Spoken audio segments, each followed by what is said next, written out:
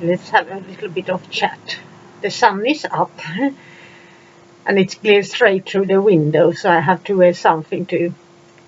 Otherwise I can't see anything. There were a lot of strange things that happened in my childhood that I never could talk to anyone about.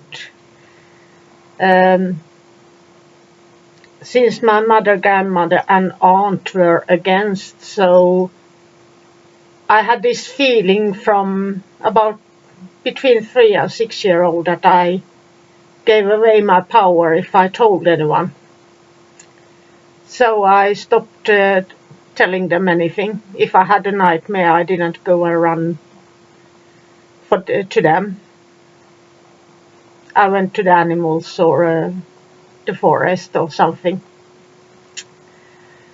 And then there were these strange experiences that in the countryside other people experience as well, but as you moved into a town, there were things that people couldn't understand, like how can you feel safe in a dark forest at night?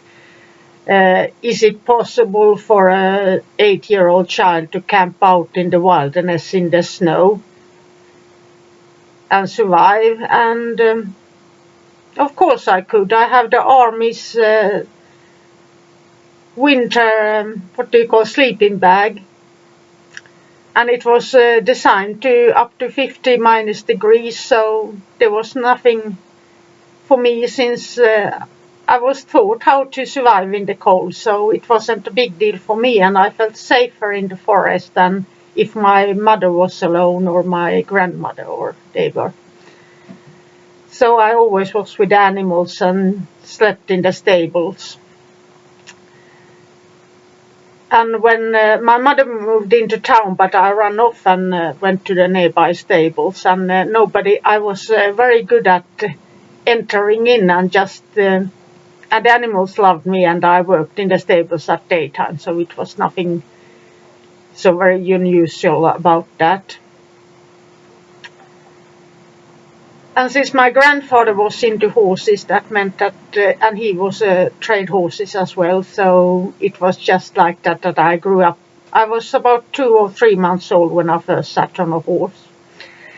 So it was a little bit of strange thing when you later on come into Sweden and everything is dangerous and kids should be overlooked, and there they had this wild little kid that was never at home. And I went to school and did everything.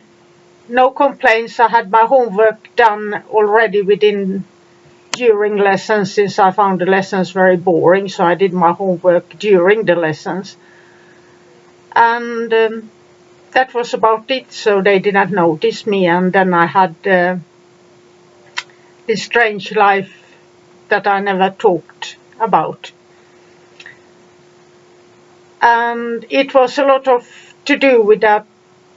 That first we moved to Stockholm. My mother and my grandmother and my aunt lived in Stockholm, so they decided to take me out of my father and put me into Stockholm, and that didn't really work out, and my father found us there, and then my mother decided to do one more little thing. So one night she just took me and we moved into the darkest of Småland, a place in the countryside where she worked as a cook. And we ended up in a really haunted house in a little cabin in the forest. And that was when it got a little bit ugly, since she was into this conjuring up that she couldn't handle. And it was like a priest vicarage where she worked as a cook. And then there were old priests that were used to live in the cabin. And many passed away. It was built in the 16th century. So it was a really old cabin. And of course, I was surrounded by the forest, so I didn't have much. But when I was in the cabin and my mother had been doing she saw things everywhere, and I had already shut off that since I refused to work with the dead. That was her thing. And but I could hear the footsteps, and I could feel that they were aggression. And then I could see it in my mother how affected she got by it. It was like she opened up for. I don't know if she really understood what she was doing, but she opened up and she became like the spirit, like one kind of possession, but by a human spirit. And I could see the shift in her body language and her eyes. And then her appetite for food, different kinds of food, everything switched on her behavior. So I was all alone and I didn't tell anybody. And one of the farms where I worked, I always was with animals, so they paid me, and I was gifted a dog. And the dog sensed it too, so we had to run out of the house sometimes when she got really possessed, since she tried to strangle me. And then of course she denied it, and everything was so good for the outside to see. And in the school they wondered why I was so tired at lessons. I aced my homework and everything well, but I fell asleep a couple of times since I couldn't sleep in her presence, so it was better for me to sleep outside than in a house where she could attack me during night. So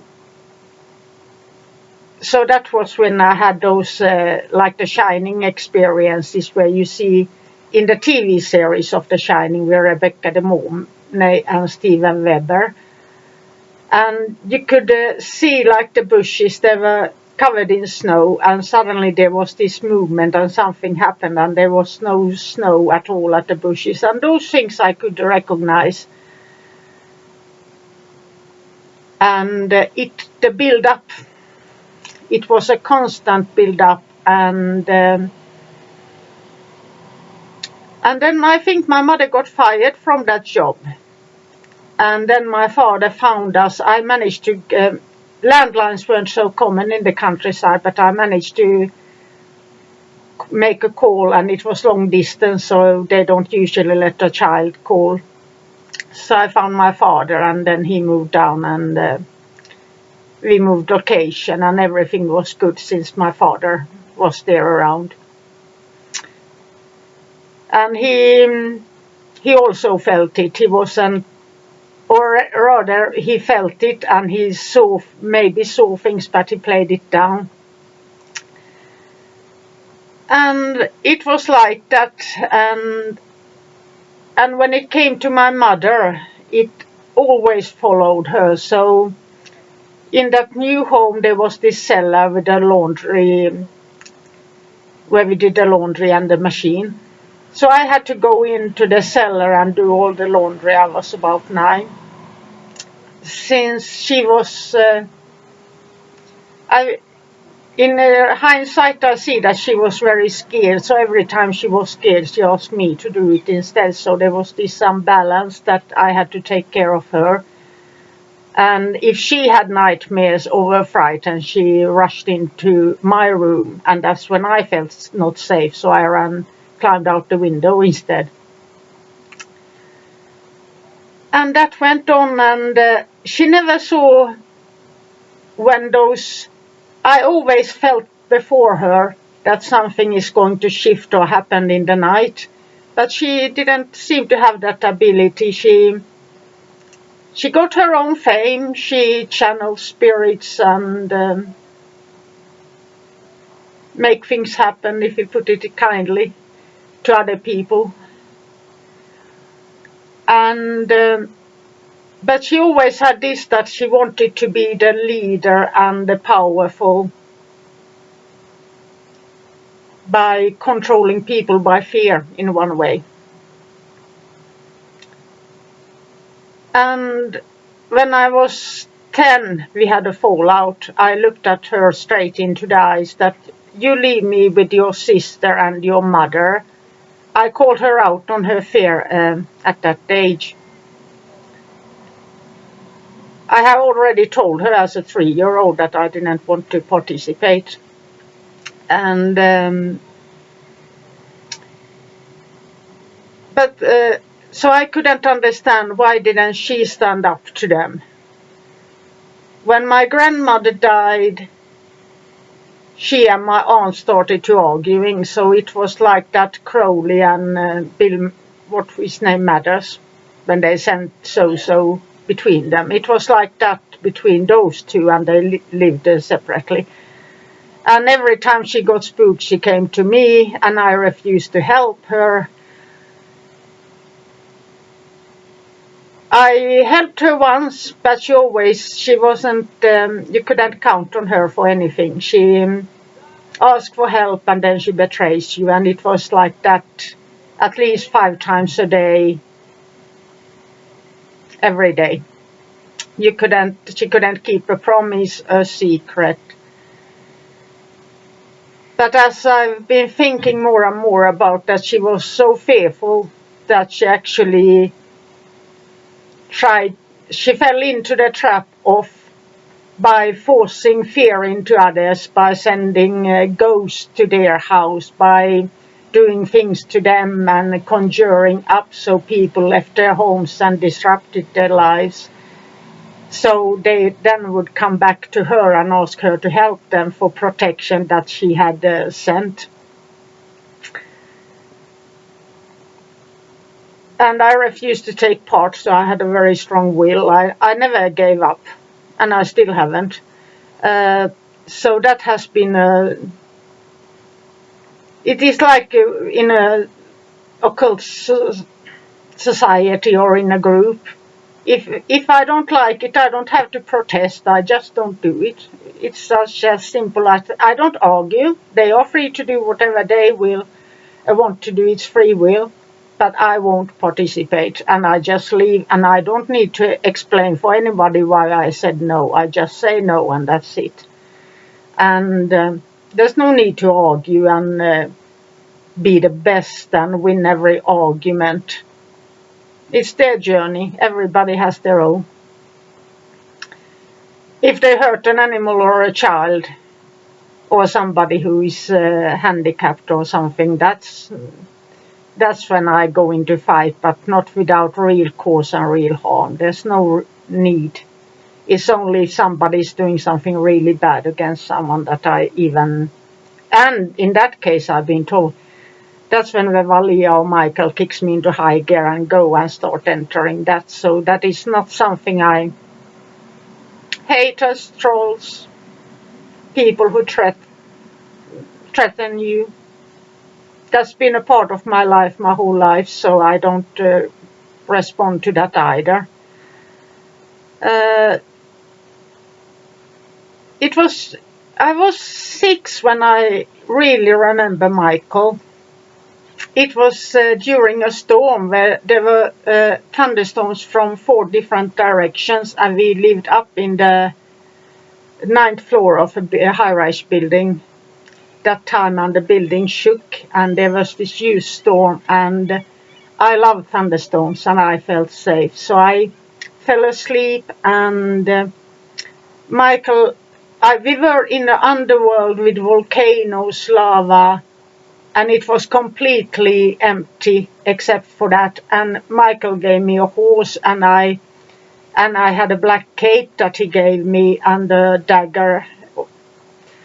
And then I had these saddlebags on the horse where I should put a Bible in.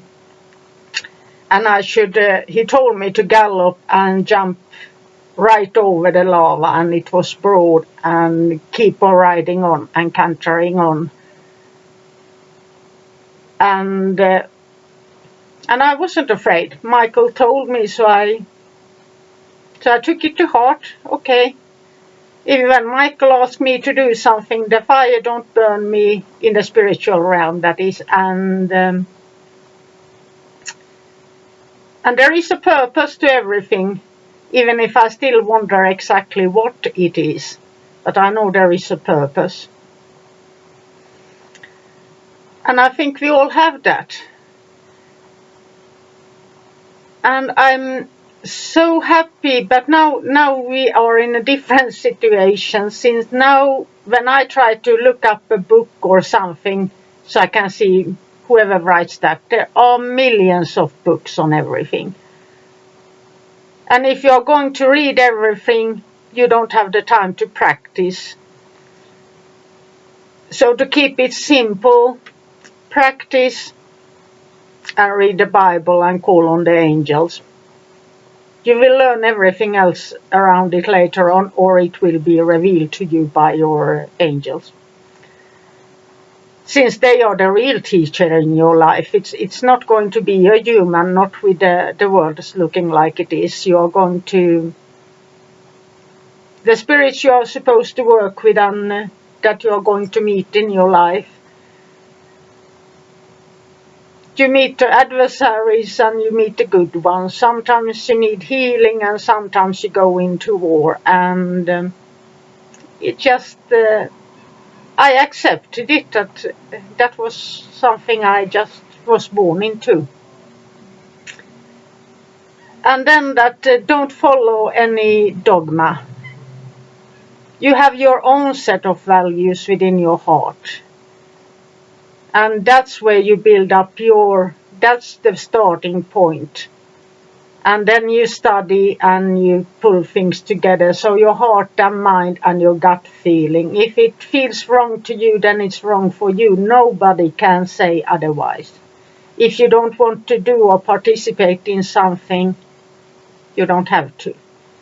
And if people are trying to force you to participate in something, scream out silently within. Scream just no, I won't do it and I'm not doing this willingly. And that way it is like a reverser. It falls upon those who are trying to force you into their beliefs. So it is just that you set the boundaries and that's a firm no. Since you have free will, and that's why I really don't like the new climate that came with being politically correct. Since it's created a own world of its own. People fit in and are politically correct. They rage inside, they lie with their mouth, and they think differently. So everything is out of order. And to learn to grow, you have to be able to say to someone with a different skin color or something like that, no, I don't like you.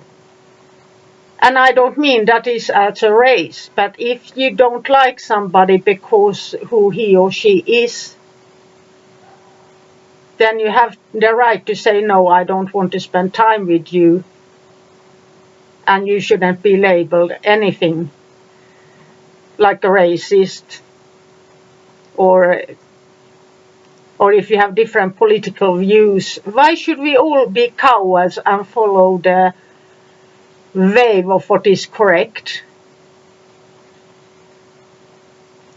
Since all these new distractions, I remember when we had in this country, we had one or two electricity suppliers to choose from, where you get your electricity from.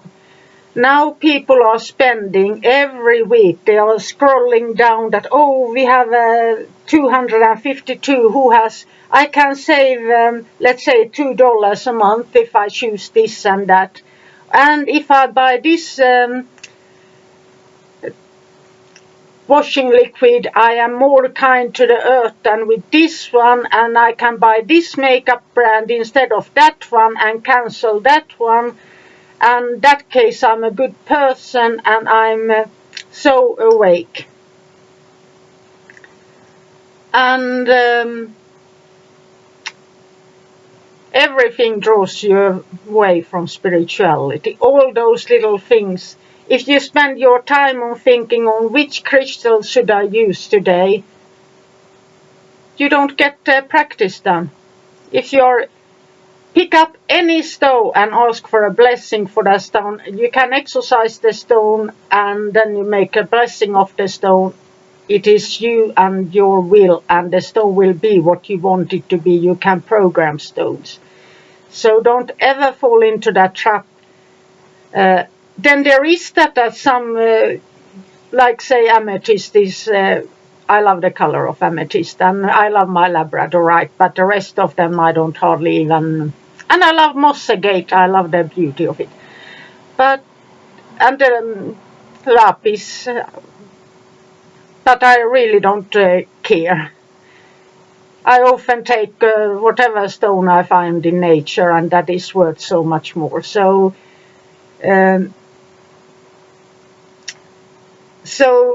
you shouldn't have to be buying all these books about correspondences. I usually just use simple color as they did in the old days. If you want sun, use a yellow pillowcase, something simple, sleep on it, on a yellow pillowcase, and you can have a blue scarf or a purple hat or blouse. It doesn't have to be anything specific as long as it means something to you. So don't get lost in the distractions that are created by the big companies, since there are so many fake crystals out there.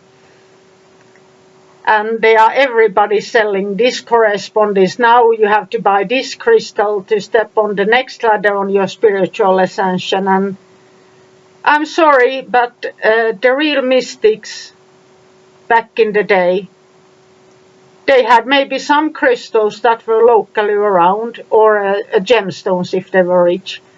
But otherwise they didn't have them, so they didn't use them. So when I created things, I used I fell in love with copper as a child, so I collected copper my whole life, and then I loved gold. So everything falls into that copper and gold, and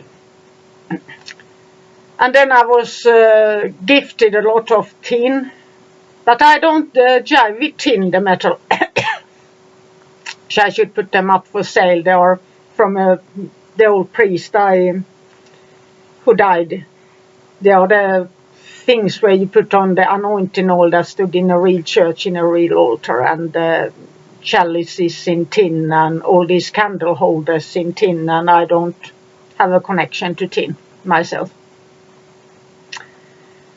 So if I should make a magical talisman, an amulet, why should I wear tin? I can hold it for a while, but it doesn't do any difference for me. So that's why I mainly use paper, and I can choose the appropriate ink color and do it that way, or if I find if I have something that is, let's say that it is, but you can't wear a heavy stone with gold unless you're a hip hopper and have the money to buy the gold chain that goes with that. So I wouldn't, so you can do everything. If you can visualize the color, or you take a scarf and put it above a lamp and you get the color in the room. And that's what they did in the old days, that if you want to work with Mars, you have this lampshade and you put on something, a red scarf. If you want to go to Jupiter, you put a blue scarf on it, or a purple, or a yellow. And in that case, the lampshade gave you the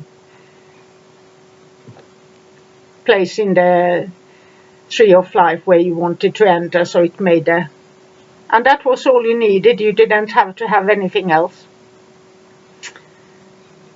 And I like sigils, so I use the angelical sigils, but that is also for everybody who, but that was because in my life, as everybody was conjuring up everything, and I was the only one who refused to partake in that in my early childhood, so I needed to show the sigil, are you the one you are saying you to be? And then there's the old tale that they can't deny. When you ask them with the power of the words of power, names of God, they can't deny it. They have to leave unless they have the sigil. So that was how I was taught in my early childhood, before I was 10, to keep the boundaries up, since the priest knew that I was in for a battle. So,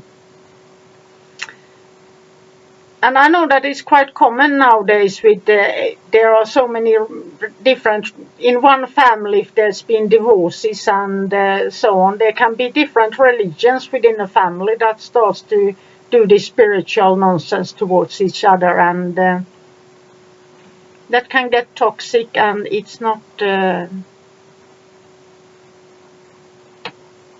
oh, how I wish that one could blow these stupid man-made things away sometimes.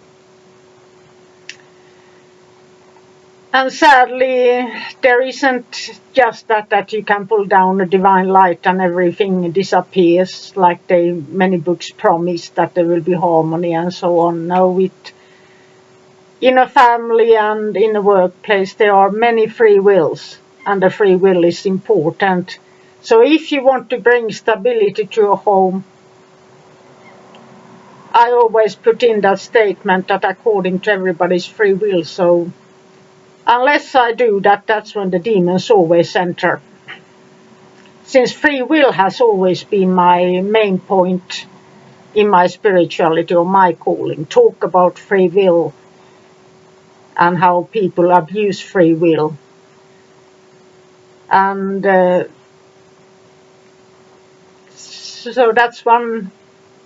And you will probably have some other topics that you are really fired up about, and that's why I'm so angry at communism and fundamentalism, ism, activism when it goes crazy, Nazism, and all the other isms there can be that are trying to take away people's free will. I found it strange that even demons respect more free will than humans do nowadays. If you want to summon up a demon, you must do it within your own free will to command him. Otherwise, that doesn't mean anything to the demon. And same with and I think that it goes the same way to God. You can't force somebody to love God or Christ or Allah or Virgin Mary. Since if you force them to love something and to worship them, where's the love? Then you've taken away the free will.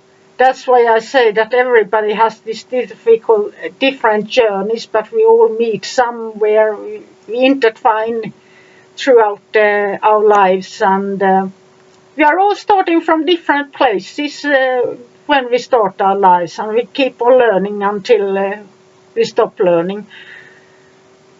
And that's why I find it so fascinating with I don't know much about, let's say, Hinduistic deities or any. I study those that I find interesting or that enter into my life.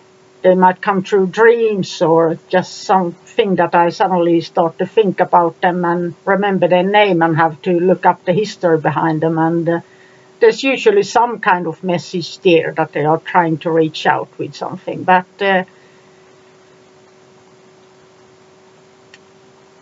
it must be of free will.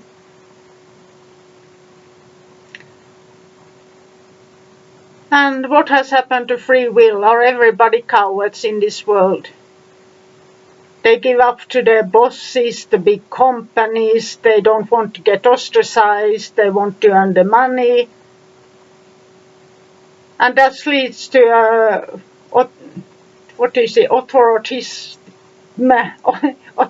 authoric state or something like that, it's said.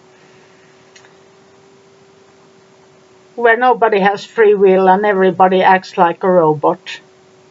And they live and they don't speak their mind.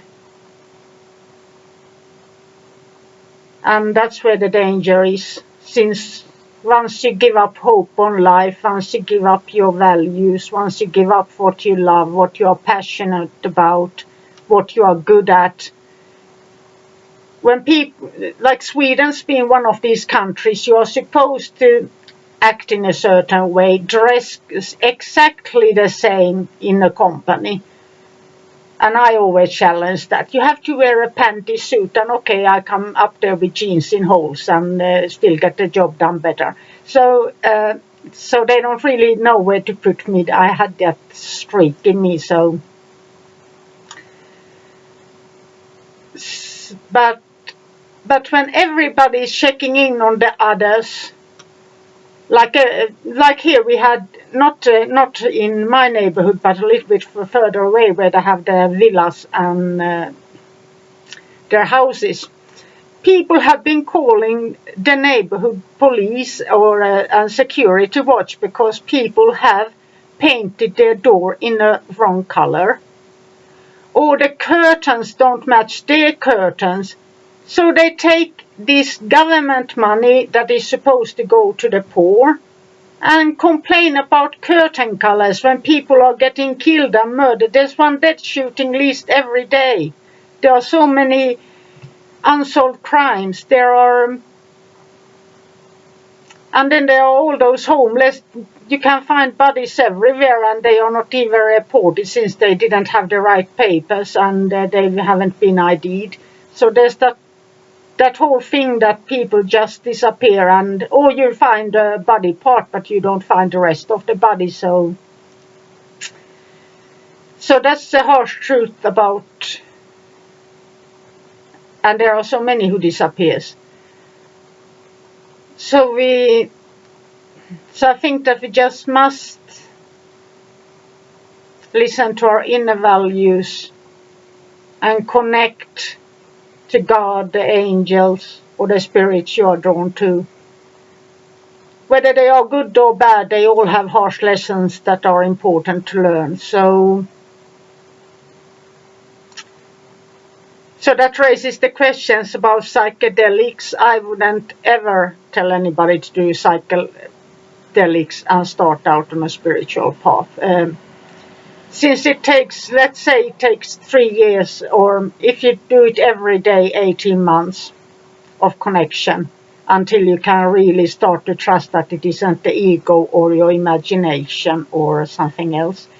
But if you start out on psychedelics, hard psychedelics, and they give you these memories that are imprinted in your mind, and you will remember them in your subconscious, in your dream state. So that shifts the balance a little bit. So I don't say that it is, it can just make it more difficult for you if you start out. Since once you take those kind of things, you also give away your power. You give if it's plant-based, you give that plant the power to give you an experience. And I'm not so into that thing. It is just like the same. If I should be the one person who yells at everybody else or at you, it's up to you if you want to harness their power, but they are giving it freely to you. So that's why I never respond to threatening comments or something like that. I just give them a smile or a hug, or they might think I'm odd, but I just, oh, you stupid little human, why do you give your power away so freely? And they don't even know that they are giving away their own power when they threaten you and act in that way. So this was a little bit short ramble with my beloved hat that my horse chewed on here. So there were just some thoughts. The hot weather is really coming in, so I decided to do this video now. If the sun gets much brighter, it might be difficult to film, so I make this one now. This was just some topics, and I found this very great video about COVID. It's a scientific channel, and I will put the video in here. It's about how COVID, the foggy brain and neurology system, and that can lead to disability. It's a short and simple explanation, and I've seen it in a lot of people, including myself, that these neurological functions can be hard. And sometimes I'm a little bit that I ramble. I still got that as well. So I will put that link into that, since the pure diamonds are waking up all over the world, and you have the new brains, the new ways of understanding, and you connecting. So you are going to bring down the new science, the new maths, the new way of doing things, the new what is needed, the new medicine, pharmacology, and everything like that, and new ways of doing agriculture, or returning to the old ways that worked. And so this was a short little ramble, and have a magical day. Bye for now.